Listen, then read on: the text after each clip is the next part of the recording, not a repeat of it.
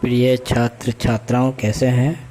मैं डॉक्टर धर्मेंद्र कुमाराम, सहायक प्राचार्य इतिहास, लक्ष्मी नारायण, रामेश्वर संस्कृत महाविद्यालय, जयदेव पट्टी, दरभंगा।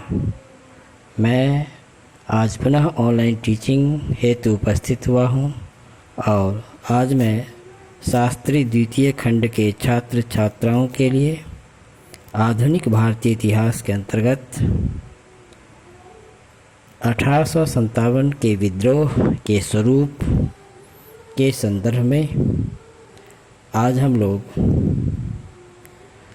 मार्क्सवादी इतिहासकार के संदर्भ में, उसके विचार में 1857 का विद्रोह क्या रहा, उस पर हम लोग चर्चा करेंगे।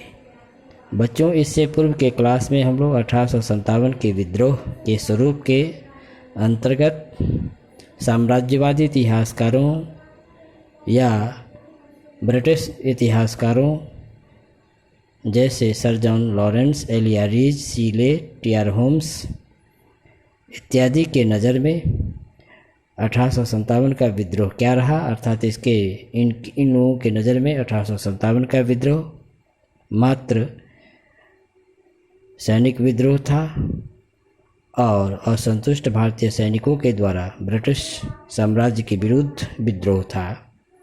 साथ ही हम लोग इससे पहले राष्ट्रवादी इतिहासकारों की क्या विचार रहे 1857 के विद्रोह पर, उसकी चर्चा हम लोग कर चुके हैं।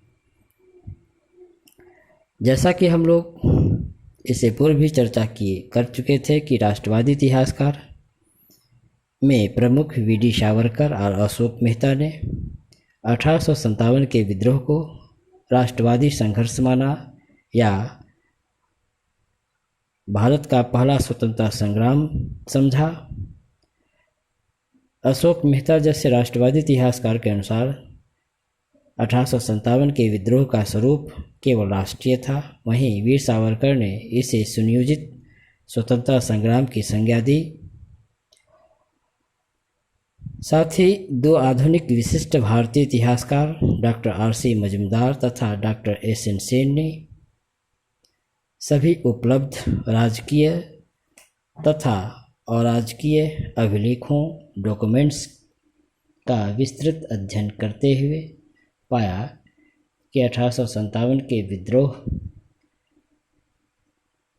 राष्ट्रीय के विचार से पूर्णतः सहमत नहीं है। 1857 के घटनाओं के विषय में दोनों विद्वानों में मतभेद है, लेकिन दोनों में इस बात की सहमति है कि 1857 का विद्रोह किसी सचेत योजना का परिणाम नहीं था और न ही इसके पीछे कोई कुशल और सिद्धहस्त व्यक्ति ही था।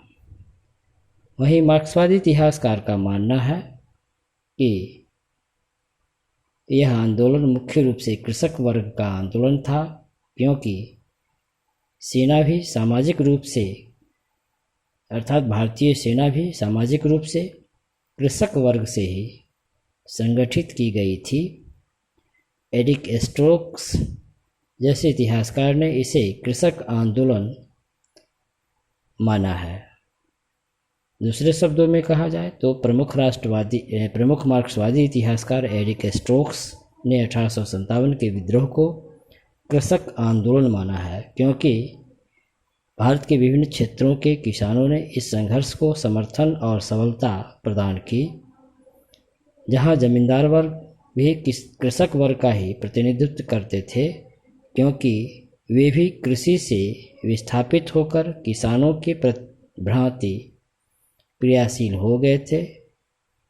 यह विश्लेषण यद्यपि संख्यात्मक स्तर पर कृषक संघर्ष प्रतीत हो सकता है, लेकिन 1857 के संघर्ष के समय इनके कार्यक्रमों में भी समरूपता, संगठन और नेतृत्व का अभाव रहा। तो बच्चों, आज हम लोग 1857 के विद्रोह के स्वरूप के अंतर्गत मार्क्सवादी इतिहासकारों की क्या विचारधारा रही, उसके अनुसार 1857 का विद्रोह क्या था, उस पर चर्चा की। धन्यवाद।